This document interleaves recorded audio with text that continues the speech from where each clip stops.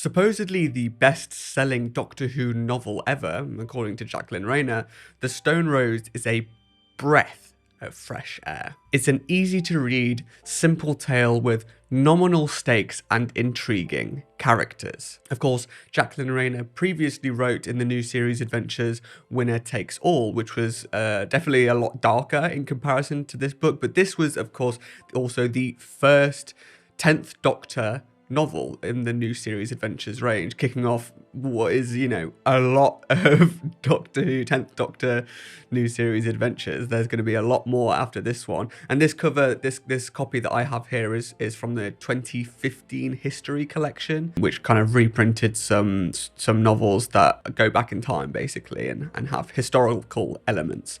In this case, it would be the Romans. So the Doctor and Rose travelled to Roman times to investigate a mysterious statue of Rose that has appeared in the present day Natural History Museum, creating a paradox, of course, but still creating a satisfying pseudo-historical story, something that only Human didn't get quite right, and in fact gets a reference in this book along with numerous Series 1 references. The historical element was bettered by the simple fact that I guess we know more about Romans, but that Jacqueline Raynor herself studied Roman history at university. The historical comparisons to Only Human don't stop there though, as the general idea of the Doctor and Rose encountering something in the future and then travelling back in time to figure out where it came from is very similar. And to then, in fact, encounter another person from the future in the past is repeated. Rose is inquisitive and fascinated, and the Doctor, despite this being written and released before New Earth, is surprisingly accurate. I would actually assume it would be quite difficult to write the 10th Doctor because of David Tennant's iconic mannerisms, but here it actually works quite well. The Doctor is flamboyant, yet considerate and fiery when he needs to be. You know, I was suspicious the instant you were introduced, the Doctor continued. Vanessa. Sounds quite Roman, I admit. Marcia, Claudia, Julia, Vanessa. But I happen to know, because I'm extremely clever, that the name was invented in the 18th century by a writer chap called Jonathan Swift. And there you were, a girl with a name from years in the future, sitting at a table working out Merrick's theorem. Oh, I know what astrological calculations look like, and I know what Merrick's theorem looks like, and that was definitely the latter, not the former. So would you like to tell me what a girl from at least the 24th century is doing in the 2nd century AD? And, he leaned over and shouted at her, what has happened to Rose? Vanessa looked up at him through her tears, then slowly, shakily, she pulled a small black tube out of a fold in her coarse woolen tunic. Her finger hovered over the red button at one end as she pointed it straight to the Doctor.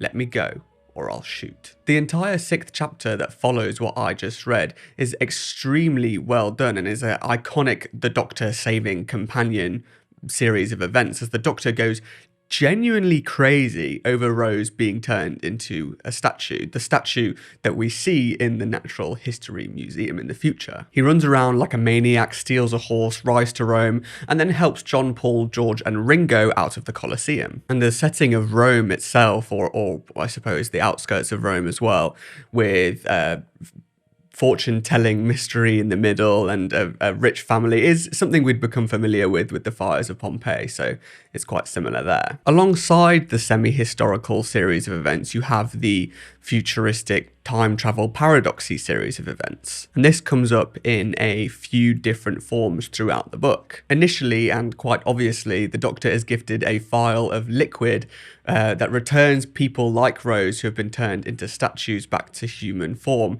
from a mysterious voice behind the statue of Fortuna. It's so obvious that this is Rose from the future that it is almost laughable, but perhaps that was meant to be the case, and you're then obviously meant to wonder how she eventually gets there. But still, within the time travel antics, the Doctor returns to the future to visit the statue of Rose in the museum, which Mickey has been regularly visiting. He reveals to Mickey that it is actually her, or so they think, and what devolves is a somewhat argument between the two about Rose, how they were meant to protect her, how the Doctor was meant to protect her, how they're going to tell Jackie, and there's similar moments to how Jackie blames Mickey in Aliens of London. Mickey's obviously concerned about that. She was always too good for me, Mickey said suddenly.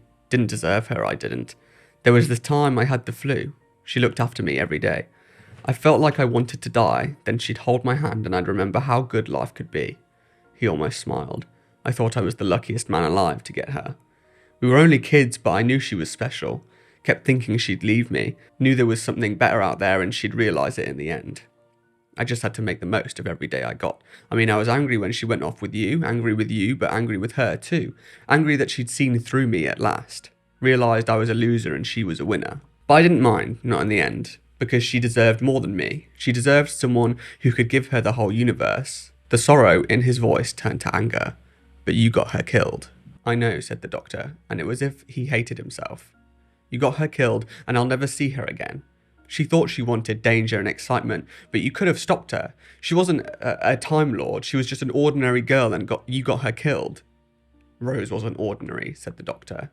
He stopped sounding angry at himself, directed it at Mickey instead. What was I supposed to do? Wrap her in cotton wool? Tell her, here, I could give you the universe, but I'm not going to in case you get hurt. There's all this stuff out there, all these planets, all these wonders, but I want you to stay at home and work in a shop. Mickey stood up and yelled, You should have taken better care of her. The doctor shouted back, I know.